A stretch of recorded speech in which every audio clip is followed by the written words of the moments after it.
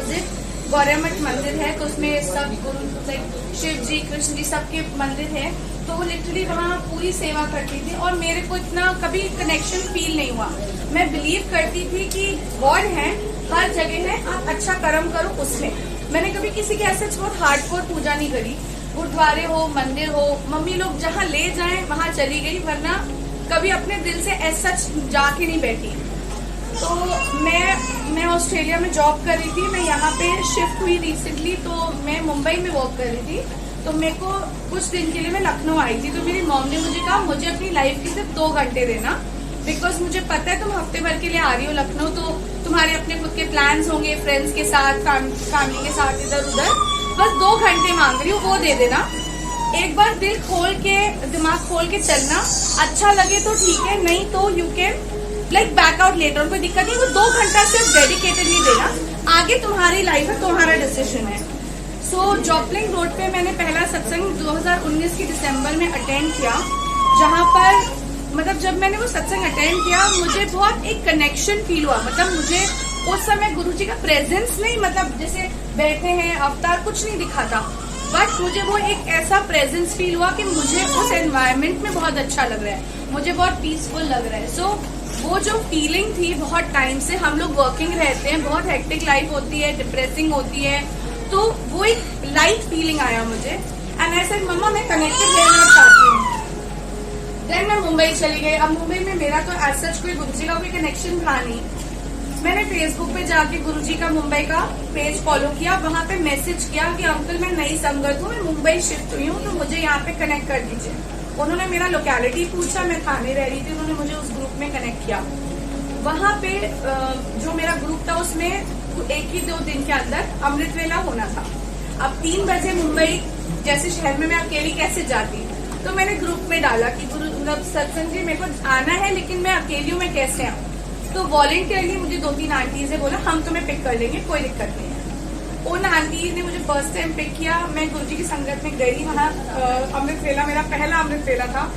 And मुझे गुरुजी के जो रिचुअल्स है, जो डिसिप्लिन है, मुझे उसके हमें कुछ नहीं पता था। बस मम्मी ने ये बताया था कि आपको शांति से बैठना है, जल प्रसाद हो, लंगर प्रसाद हो, बिल्कुल फिनिश करना है, वो आपका ब्लेसिंग है, और वो उधर ही खत्म करना है, इतना बस मुझे पता था। उन्होंने मुझे भोग लगाना सिखाया। उन्होंने कहा तुमको गुरुजी ने हमारे पास भेजा है, आज का लंगर प्रसाद का भोग तुम लगाओ। मैंने वो चीज वहां सीखी। मैंने हर सत्संग में ना थोड़ा थोड़ा सीखती गई।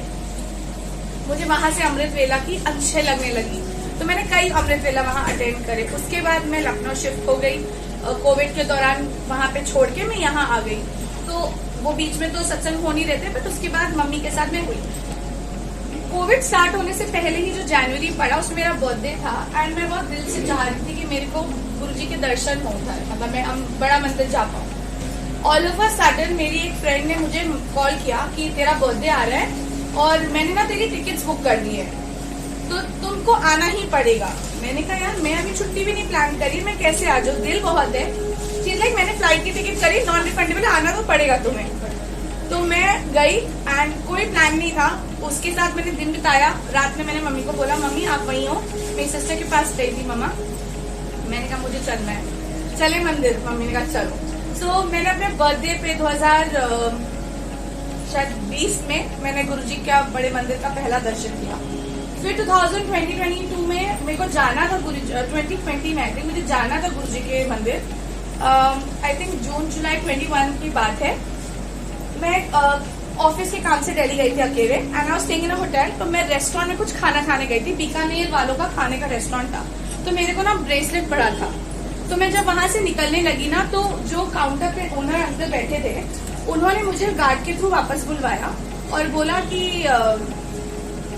इनको बुला के लेके आओ। तो मैं वो कहता है गुरुजी की संगत। तो मैंने कहा हाँ जी अंकल। अच्छा, बहुत प्यारा सा उनका गुरुजी का वो लगा हुआ था, लाइट LED वाला गुरुजी की स्वरूप लगी थी।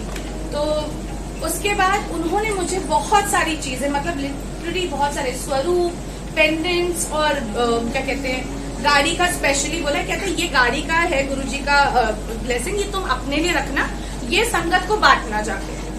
तो मैंने कहा ठीक है अंकल मैं करूंगी ये चीज। तो मैं अभी भी मेरे पास पता नहीं वो क्या है, उसमें इतनी बरकत है, क्या है वो छोटे से इतना पेंडेंट्स वो खत्म नहीं हुए अभी तक। और इस बार तो 2 साल हो गए हैं। मैंने खैर उतने सत्संग नहीं करे हैं, बट मैं जैसे भी कोई गुरुजी की फॉलोअर्सशिप बढ़ती है मैं दे देती हूँ उनको। तो वो चीज थी। उसके बाद मेरा जनवरी में वीजा आ गया था ऑस्ट्रेलिया का वापस जाने का, बट समहाउ कुछ ना कुछ बन नहीं रहा था और मैं बहुत स्ट्रेस्ड आउट थी। तो मेरे कजन ब्रदर लोग गए थे किसी पंडित के पास कान को, उन्होंने बताया ऐसा ग्रह वैसा ग्रह ऑल दैट कि आपको ये करना है, दान करना है, ऐसा करना है, ये जाप लगाना है।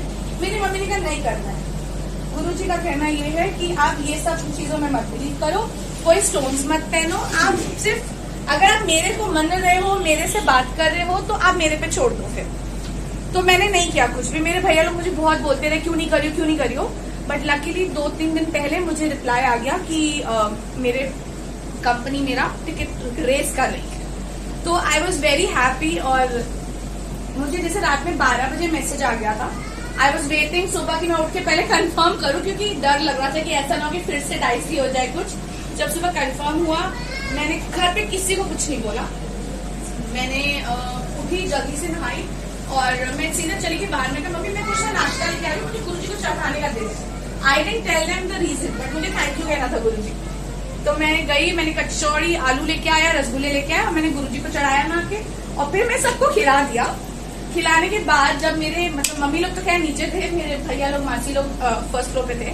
तो मैंने जब सब 4 जने बैठे थे वहां पे, मैंने उनके आगे बोला, मैंने कहा बातों में मैंने बोला मेरा हो गया and everybody is very happy. फिर मेरे भैया लोगों ने नीचे जाके मम्मी लोगों को थोड़ा शैतानी करके, थोड़ा डरा के कि मतलब तो अपसेट है, पता नहीं क्या कह दिया आपने। फिर फाइनली भैया ने उनको बताया, एवरीबॉडी इज वेरी हैप्पी। तो मेरे को मतलब मैं गुरुजी के जितने शुक्राने करूँ, मैं वो फीलिंग इतनी बड़ी हो जाती है ना कि मतलब मेरे को वर्ड्स उतने मतलब लगता है कि वर्ड्स बहुत कम है वो फीलिंग एक्सप्रेस करने के लिए। और मैं अभी से मतलब मैंने पता किया हुआ है, मैं ऑस्ट्रेलिया में जिस भी शहर जाऊंगी वहाँ की गुरुजी की संगत से मैं तो डेफिनेटली कनेक्टेड रहने वाली हूँ। मेलबर्न में मंदिर है ना? हाँ, मेलबर्न में मंदिर है और ब्रिस्बेन वगैरह में भी ग्रुप्स हैं, मैं ऑलरेडी एडेड हूँ उसमें।